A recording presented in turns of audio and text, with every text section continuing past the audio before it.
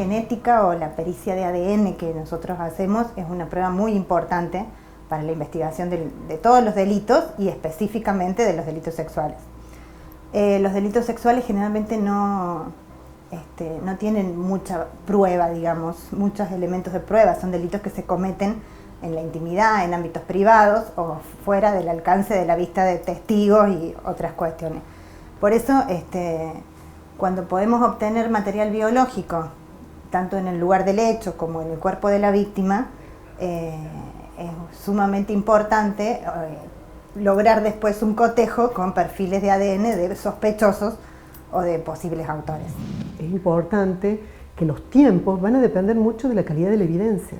A veces se trata de evidencias que hay mucho material biológico y obviamente eso se resuelve mucho más rápido, porque no hay tanto conflicto en realizar todas las variantes metodológicas que tengamos que hacer. En tanto, hay algunos casos de evidencia donde un vestigio de ínfimas cantidades de material biológico, entonces se cuesta mucho más tipificar un perfil de ADN confiable y reproducible.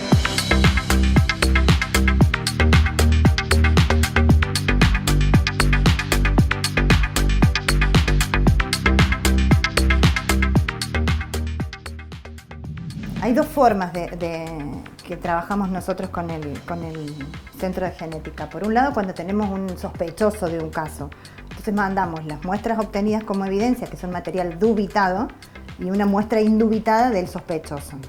Eso se coteja y si da positivo es un elemento de prueba contundente para la causa. También en los casos de embarazos no deseados, productos de abusos sexuales, para determinar el vínculo de filiación del bebé con el supuesto autor, también el Centro de Genética son los que hacen esos análisis. Y por el otro lado, cuando no tenemos autores conocidos, tenemos material que es apto para el cotejo, que se puede definir un perfil de ADN de ese material, se manda para cotejar con los datos registrados que cuenta la doctora Modesti, y ella maneja el Registro Provincial de Perfiles Genéticos.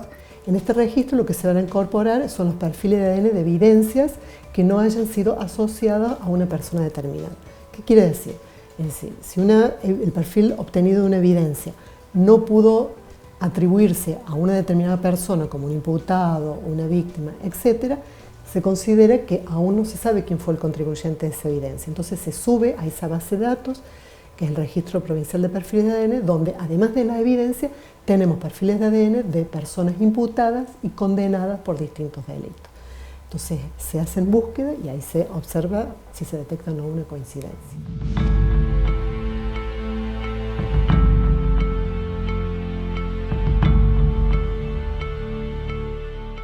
Un caso, por ejemplo, que tuvimos hace poco, que gracias al registro provincial se pudo esclarecer, se pudo identificar al autor, justamente fue así. Era un ataque sexual en la vía pública, una niña pequeña, que la niña describe al supuesto autor, sobre todo da algunos rasgos fisonómicos, pero describe principalmente un tatuaje que tenía.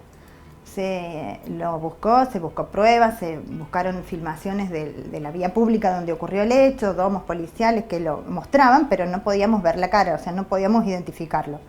En el cuerpo de la niña pudimos obtener material biológico, en ese caso particular fue semen que se extrajo del supuesto autor, y se mandó al Centro de Genética para hacer un cotejo con los perfiles de ADN registrados en el registro de condenados sexuales. Bueno, dio positivo, hubo una coincidencia con un condenado de hace muchos años, no sé si tanto, creo que era 2012, 2013, y luego de eso, con una investigación policial, se pudo identificar a esta persona, ubicar su paradero y logramos la detención. Y efectivamente tenía el mismo tatuaje que la niña había descrito. Si hay una prueba de ADN, un indicio más, aunque sea mínimo, es suficiente. En los delitos sexuales, la prueba fundamental es el relato de la víctima.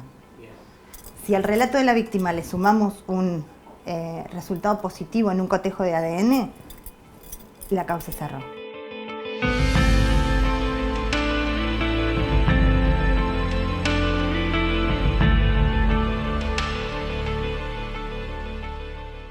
Nosotros todos los casos son igualmente importantes, porque en cada caso hay una víctima y hay un responsable y lo tomamos con la misma seriedad cada uno de los casos. Y sin perder de vista siempre que con nuestros resultados puede una persona ser condenada y perder su libertad o que una persona inocente puede recuperar su libertad. O sea que siempre vemos las dos caras de la moneda, ¿no es cierto? Entonces tenemos un gran compromiso social respecto a los resultados de nuestros estudios.